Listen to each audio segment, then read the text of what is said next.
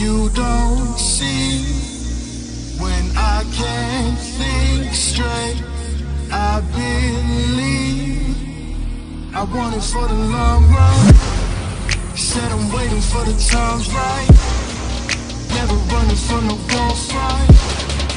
Never wanted for the one night. I'm waiting for the long run.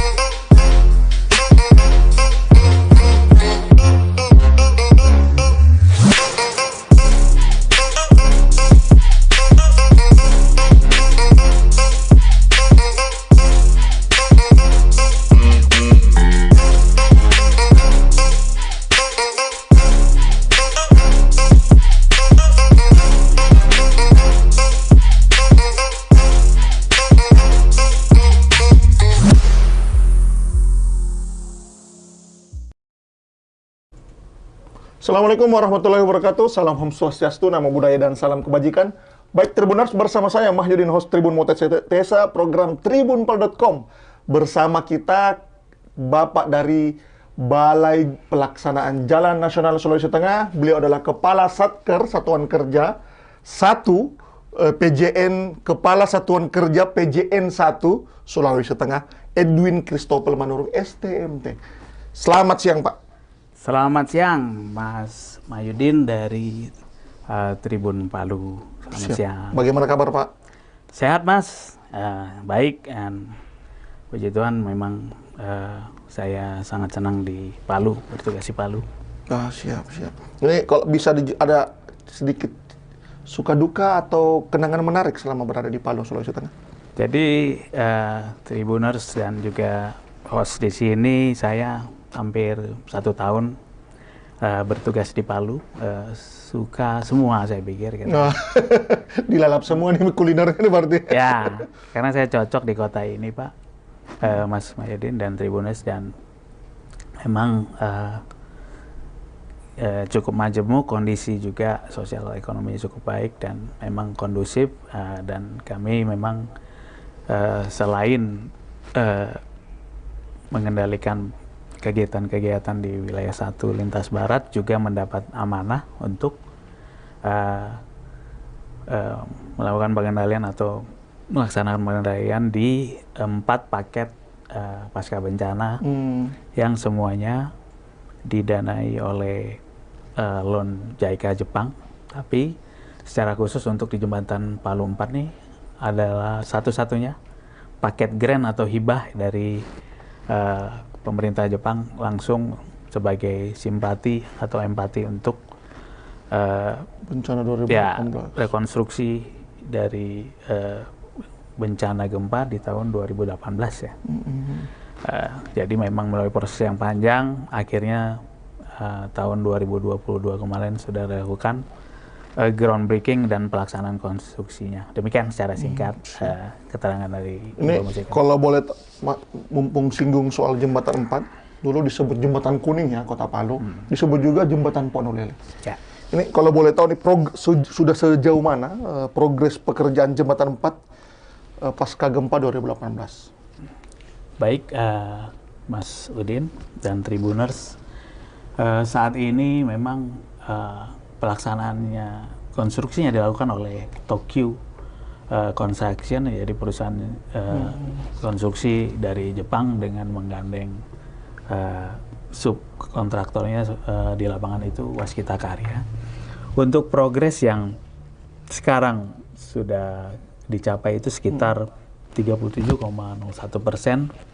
Memang ini sedikit tertinggal dari rencana yang seharusnya di 47,94%, sehingga deviasi atau selisihnya ada tertinggal sekitar 10,93%,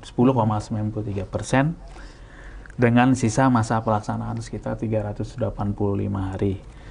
Paket ini memang kami akui mengalami keterlambatan, namun kami saat ini sudah melakukan satu percepatan melalui action plan untuk mengejar ketertinggalan progres yang ada. Demikian. Apakah keterlambatan yang 10% tersisa ini karena ada kendala-kendala di lapangan, misalnya buaya muara atau ada hal lain?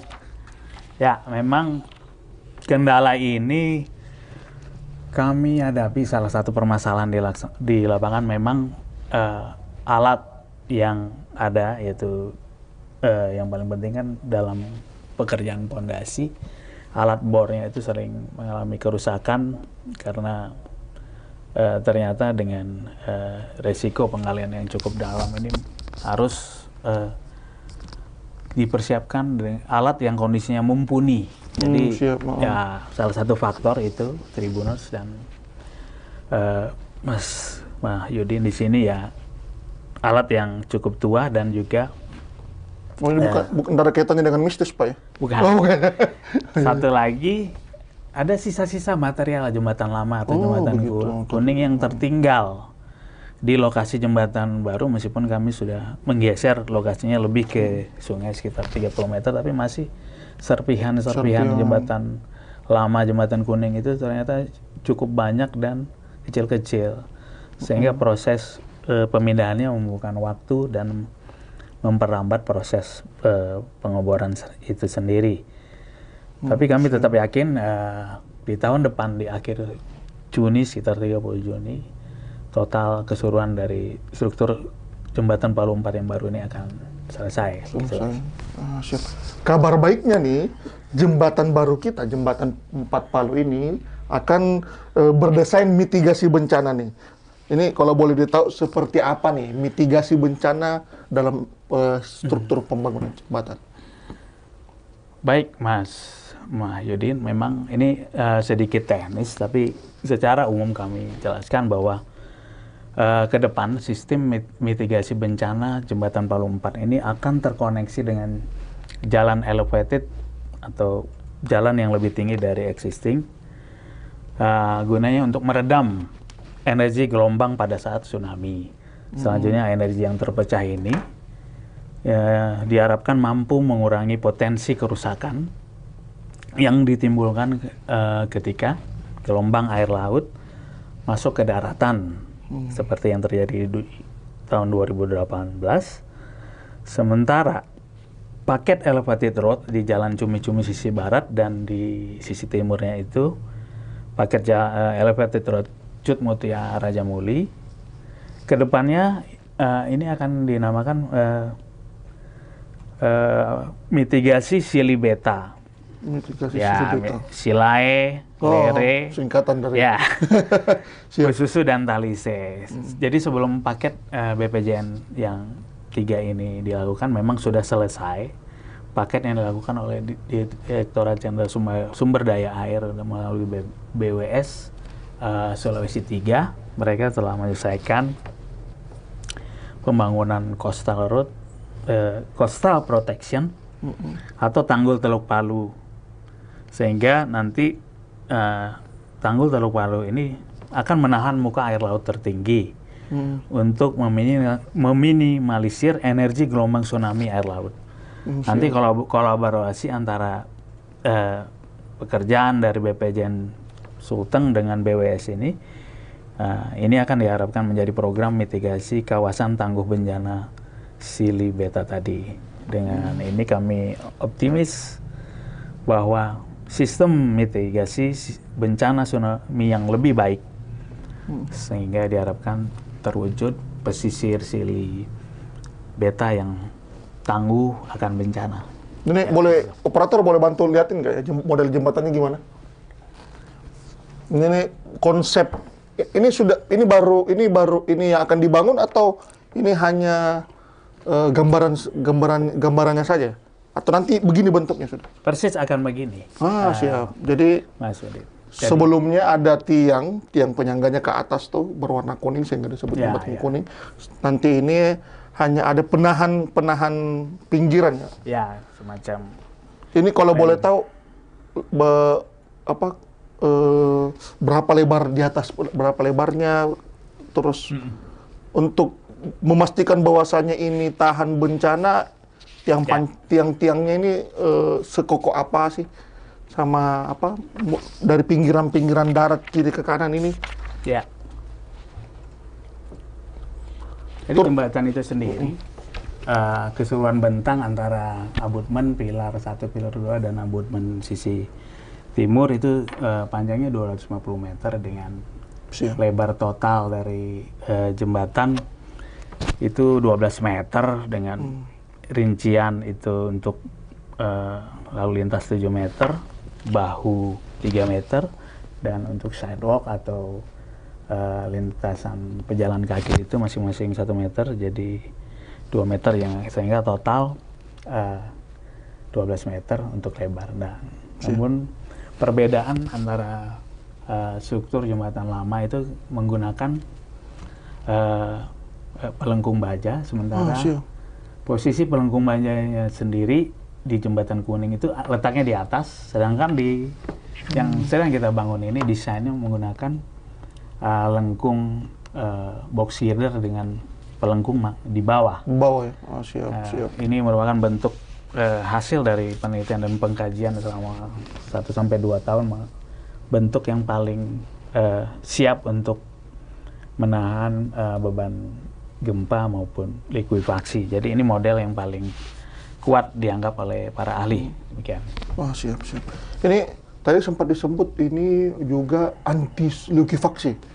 Ini kalau dari hal likuifaksi sendiri untuk kekuatan jembatan ini dari sisi apanya, Pak Ju? Jadi untuk memitigasi potensi likuifaksi yang cukup besar, diameter fondasi jembatan ini akan lebih tebal. Diameternya akan lebih tebal, itu sekitar 1,8 meter, dan ditanam lebih dalam, itu antara 68 sampai 73 meter. Jadi mungkin dengan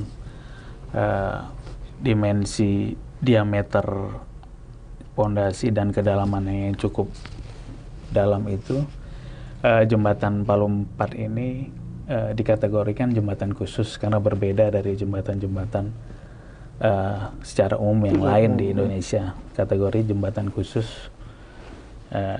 Jadi pada desain pondasi bore pile dalam readiness kriteria yang disusun menggunakan perpaduan standar Jepang dan Indonesia. Jadi di kriteria desain kita menggunakan Japanese standar internasional dan tentunya dengan spesifikasi umum Bina Marga kita padukan sehingga konstruksi pondasi telah didesain secara masif dari segi diameter dan kedalamannya. Siap. Ya, jadi semua sudah mempertimbangkan nilai seismik gempa dan merupakan salah satu pondasi cukup besar dan yang pernah dilaksanakan di Indonesia. Siap. Cuman tentu saja nilai seismik yang dipakai juga tidak memakai standar gempa terakhir berarti Pak ya? 7. Ya, ini sudah sekitar 9-10. Sampai 9-10. Ya. Luar biasa sekali Tribuners. Jangan kemana-mana Tribuners. Kita jeda dulu. Tentu saja kita akan membahas setelah ini terkait pembangunan Jembatan 4.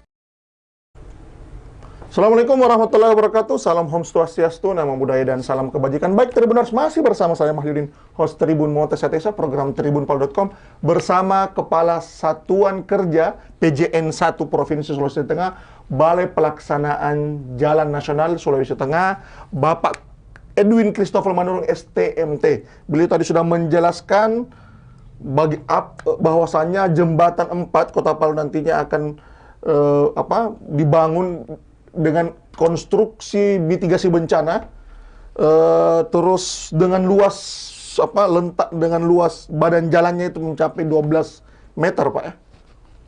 Ya, lebar 12. Lebar 12 meter. Nah, dan sudah dijamin anti gempa, dijamin anti likuifaksi. Siap. Tentu saja, seperti Tribuners ketahui bahwasanya jembatan ini adalah hibah dari pemerintah Jepang kepada daerah bencana di Sulawesi Tengah. Ini ada 4 paketnya dari Jepang ini. Namun khusus jembatan ini itu dikerjakan oleh bantuan khusus jembatan itu ada di jembatan 4. Tentu saja seperti untuk mempercepat itu BPJN juga menggenjot melakukan berbagai upaya agar jembatannya cepat menjadi spot foto warga Kota Palu. Terkait dengan hibah ini Pak, apakah ada Pak Edwin tenggat waktu yang diberikan kepada pekerja yang ada di lokasi itu, kepada kepada kontraktor Jepang yang mengerjakan bekerja di tempat itu, dan ada sanksi yang menanti mereka jika telat? Jadi bisa kami jelaskan, memang di proyek hibah seperti ini untuk pemberian sanksi di dalam kontrak memang belum ada mekanismenya, tapi tetap apabila terjadi keterlambatan, nanti akan ada tim yang memeriksa apakah kategori keterlambatan ini merupakan unforeseen condition atau keadaan yang tidak bisa diperhitungkan sebelumnya. Apabila bisa masuk dalam kategori unforeseen condition, mungkin akan diberikan perpanjangan waktu, tapi dengan catatan nilai kontrak tidak berubah, jadi tetap, sehingga kalau ada perpanjangan waktu merupakan bagian atau resiko dari Tokyo Construction sendiri, tapi dengan tetap dalam setiap fase keterlambatan itu ada monitoring dari dan evaluasi dari kompetensi dalam hal ini Direktorat Pembangunan Jembatan Jakarta, karena kategori jembatan yang terlambat pelaksanaannya itu adalah kategori at risk atau dalam resiko yang dimonitor. Jadi kami sampaikan untuk penambahan waktu akan dirapatkan terlebih dahulu, dan untuk anggaran tidak ada penambahan. Demikian Tribuners dan Mas Mahyudin, itu yang bisa kami jelaskan terkait dengan kondisi hibah dan keterlambatan waktu pelaksanaan. Siap. Baik, operator mungkin bisa diperlihatkan video progres pembangunan waktu di awalnya ini. Ini bisa dijelaskan sedikit nih, Pak Edwin. Ya. Ini yang nanti progres pembangunan di jembatan 4 ini kan kayak akan mengambil dari Jalan Lere sampai di Besusu Timur. Ya. Jadi dimulai dari sisi Lere sampai Besusu Timur, nanti akan mengarah di Patung Kuda. Jadi ini sendiri posisi abutmen 1. Dan selanjutnya ada pilar 1 ini yang sedang tiangnya nanti ya. Siap. Pilar kedua. Dan ini posisi dari tiang 1. Ini ya diputar ya. Ya, ini 1. Ini yang untuk membuang serpian jembatan lama, jembatan kuning, serpian bajanya itu. Siap. Jadi memang posisi luas jalannya juga akan makin lebar, berarti dengan adanya badan jalan dari jembatan ke ke Kampung Lere maupun ke Patung Kuda akan diperlebar lagi, kan ini saat ini masih tanah dan sebagainya. Ya, lebih lebar. Saat ini kan mungkin dia cuma 6 meter. 6 meter, betul. Kita buat sampai 12 meter. Wow, berarti nanti ruas jalan kita dari jembatan itu sudah turun ke bawah ini 12 meter. Ini kalau bisa dijelaskan juga Pak, hal yang baru dari jembatan ini, terus berapa lama target perampungannya? Kalau kemarin itu tentu saja kita masih bertanya-tanya nih ya, apakah nanti akan ada apakah jembatan ini nanti warna kuning lagi atau ada nanti yang berbeda? Dari gambarnya sih belum ada warna sih tadi. Belum. Jadi yang baru dari jembatan ini jelas desain. Kalau awalnya jembatan kuning itu menggunakan lengkung baja, nah, termasuk jembatannya sendiri itu kategorinya rangka baja yang lama. Oh, siap. Yang sekarang adalah jenis jembatan box girder yang semua menggunakan beton atau konkrit. Desain di sini juga berbeda dari yang terdahulu, di mana desain yang terdahulu itu lengkung bajanya terletak di atas struktur jembatan, bangunan atas yang ada lengkung di atasnya. Yang sekarang itu justru lengkungnya berada di bawah yang menggunakan beton. Siap. Ya, itu saja yang baru desain dan jenis strukturnya. Siap. Sebelum saya lanjut ke pertanyaan lain, ini kita bacakan dulu dari netizen. Ada dari Moms Rizda, mantap, terima kasih Moms. Ada dari Siti, mantap, terima kasih Siti. Ada dari Muammar, keren Pak, semoga warga Palu dapat menikmati jembatan 4 Palu sesegera mungkin. Ada dari Fitri, mohon izin bertanya Pak, untuk nama baru jembatannya sendiri, apakah warnanya tetap kuning? Oh, ditanyakan kembali. Iya. Ya. Nah, dari pertanyaan dari siapa tadi Mas? Fitri. Dari Mbak Fitri, untuk warna jembatan memang karena umumnya jembatan box girder itu seperti yang ada di Pulau Jawa juga, itu warnanya murni warna beton. Jadi kayak abu-abu kayak gitu, beton expose warnanya seperti itu. Dan mungkin nanti untuk beautifikasi jembatan di struktur atas, di railing atau pembatasnya itu, nah di situ kita bisa melakukan pengecatan untuk warna kuning atau yang lainnya. Nanti akan kita diskusikan warna yang tepat untuk mewakili aspirasi masyarakat Kota Palu. Ya. Terkait dengan, mumpung sudah disinggung kuning nih, kita tanya, apakah memang ada nanti kearifan lokal yang terpasang di jembatan itu? Anggaplah kalau dia tidak jadi kuning, mungkin ada logo atau ada apa gitu. Ya, nanti kita akan memberikan sentuhan-sentuhan ornamen-ornamen lokal seperti pengecatan dengan motif budaya Palu di bagian-bagian yang ada space-nya. Nanti kita akan lakukan tambahan atau kearifan lokal sehingga membuat dia ikonik dan berbeda dengan jembatan-jembatan lainnya di kota lain. Karena Kementerian PUPR melalui Balai Pelaksanaan Jalan Nasional di Sulawesi Tengah saat ini tengah menempelkan berbagai kearifan logo-logo ikonik tiap daerah. Kalau di daerah Pasigala ini ada logo T-ganjanya di setiap jembatan. Itu sudah dilakukan di paket-paket long segmen. Tentu saja di jembatan 4, insya Allah juga nanti dipasang. Mudah-mudahan. Siap. Masih terkait dengan jembatan 4 nih. Ini kan sepengetahuan kita bahwasanya ini adalah hibah Jepang, ada kontraktor Jepang yang bekerja di dalam. Ini apa benar semua yang bekerja di jembatan itu hanya menggunakan tenaga asing untuk mengejar tenggat waktu? Memang di SDM atau sumber daya manusia yang bekerja di rekonstruksi jembatan Palu 4 ini, hanya saya catat itu hanya menggunakan tenaga kerja asing sebanyak 4 orang. Yang pertama saya bisa satu-satu ya jelaskan. Gitu.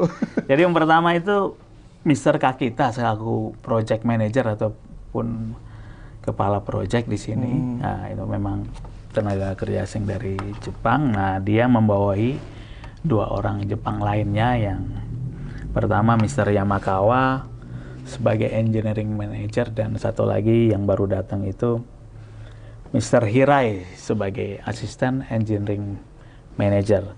Untuk penyedia jasa konstruksinya, sedangkan untuk di konsultan supervisinya, kalau di jembatan Palu 4 itu disebut resident engineer. Ada 1 orang Jepang lagi, namanya Mr. Takahashi. Beliau ini memang tugasnya untuk melakukan pengawasan dan perencanaan juga, mewakili dari perusahaan Oriental Construction Group dari Jepang. Jadi dengan 4 orang dari 200 lebih tenaga kerja di sana, saya pikir hanya sebagian kecil, dan itu kebanyakan di bagian-bagian teknis saja. Kami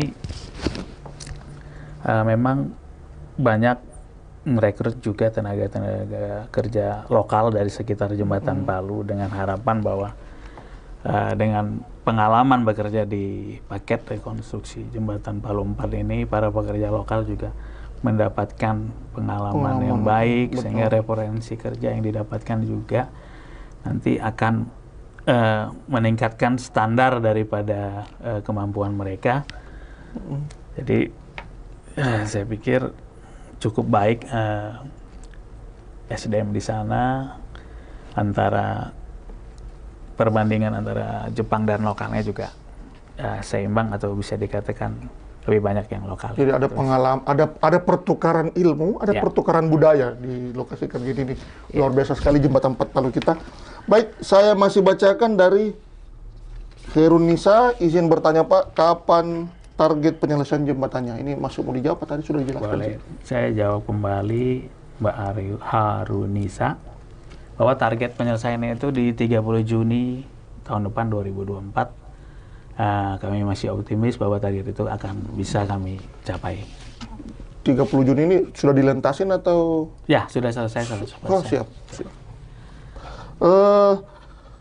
Baik, tadi saya masih penasaran nih dengan Jembatan 4. Tadi kita sudah sudah dijelasin ini, ada lebar badan jalan ada 12 meter. Ini terdiri hanya untuk pengendara, hanya kendaraan saja, atau ada pejalan kaki, atau ada sepeda, atau ada? Jadi memang di 1 meter di 1 meter yang disiapkan untuk pejalan kaki itu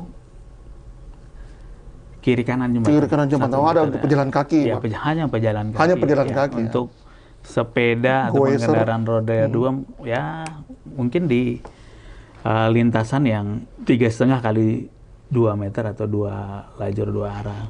Satu lajur 2 arah. 2 arah.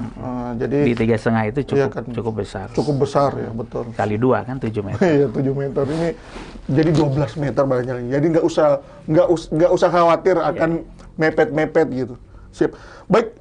Tribuners, masih banyak sebenarnya yang ingin kita tanyakan tentang Jembatan 4. Sayangnya beliau ini masih harus melanjutkan aktivitas di hari kerja ini. Namun sebelum kita berpisah dengan Pak Edwin, alangkah baiknya kita mendengar masukan, saran beliau untuk kita, masyarakat Sulawesi Tengah, terkait Jembatan 4 maupun terkait hal lain unek-uneknya Pak Edwin. Jadi kami dari selaku Kasatker Bagian 1 Sulteng, selaku perwakilan dari istilahnya kalau di Jembatan Palu 4 ini adalah perwakilan klien atau pemilik proyek, berharap agar masyarakat Kota Palu itu bersabar untuk menantikan, dan ya mungkin selama ini terganggu karena ada pekerjaan konstruksi yang ada alat-alat berat yang memang ada membuat udara menjadi sedikit tercemar juga.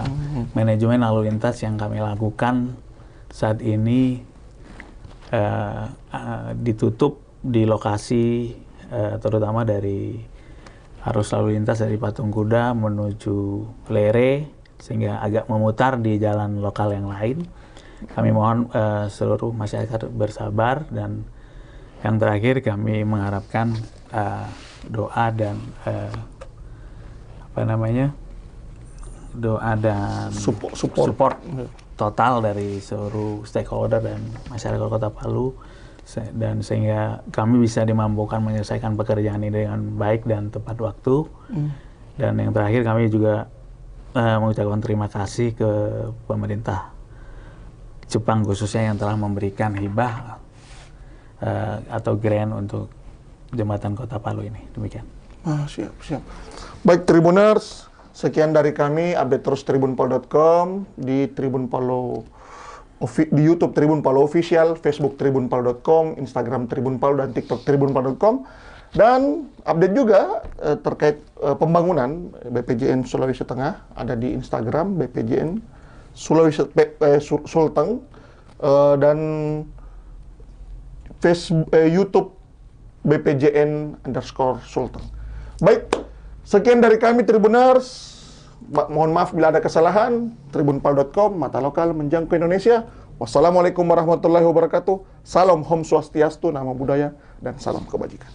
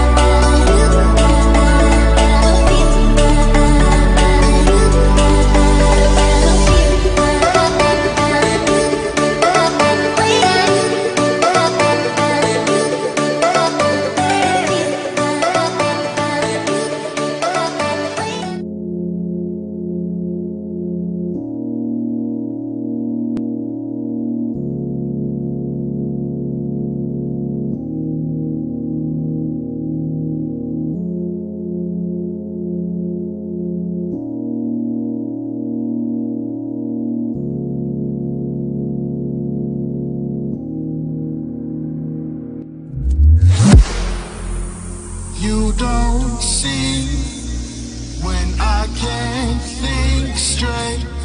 I believe I want it for the long run. Said I'm waiting for the times right. Never running for no gunfight. Never wanted for the one night. I'm ready for the moment.